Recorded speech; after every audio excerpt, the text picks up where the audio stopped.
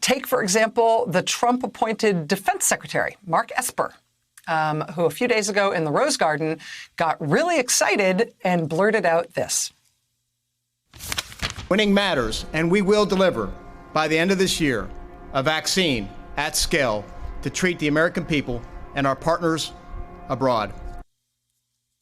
Winning matters. Winning matters. We will deliver by the end of this year a vaccine at scale to treat the American people and our partners abroad. He's saying by the end of this year, we, I guess the U.S. military, because he's the defense secretary, if not the U.S. government, the United States more broadly, we will have a vaccine that prevents people from getting coronavirus, and we will have it produced and delivered at scale by the end of the year to treat the entire American population and the population of our allies overseas. Boy, would that be amazing. That would be amazing. And when you speak as the defense secretary of the United States of America, there is some inherent gravitas to your words. We assume that you're speaking on the basis of information that supports your public assertions.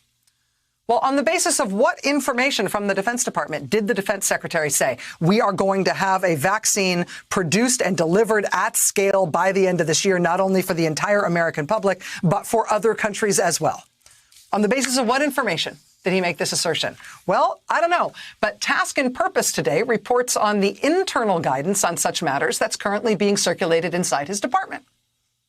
From the person at the Pentagon who's actually in charge of this stuff, the Assistant Secretary of Defense for Homeland Defense and Global Security, who says something that is the opposite of what Secretary Esper is telling the public from the Rose Garden.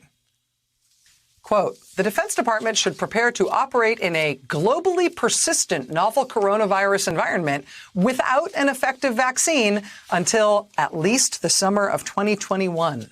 Quote, we have a long path ahead. All indications suggest we will be operating in a globally persistent COVID-19 environment. That's the actual advice inside the Defense Department for the U.S. military in terms of planning ahead. At least think about through next summer before you start thinking about any vaccine being here to help. Nevertheless, there's the Secretary of Defense in the Rose Garden standing there with the president saying, isn't winning awesome? We're going to win. Just tell people it's all better already. And by the way, there's no reason to plan for any need for long-term mitigation of any kind. It's cool. It's all over. It's done. Pay no attention to the 92,000 plus dead Americans and the rising daily case numbers in most states in the country now. And I think that we're now calloused and immune to the lies and the happy talk from the White House, right? It still feels, even if it's the Trump-appointed defense secretary, it still feels different to have that coming from the Pentagon, right? To have that being delivered, that message about winning being delivered from the Secretary of Defense to the American people. It still feels different coming from the military, but they've got that too.